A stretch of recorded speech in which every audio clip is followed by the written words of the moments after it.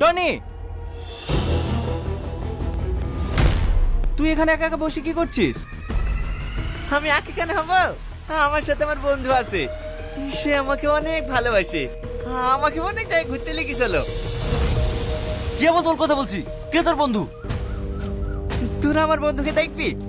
দাঁড়া, মিলে আসছি।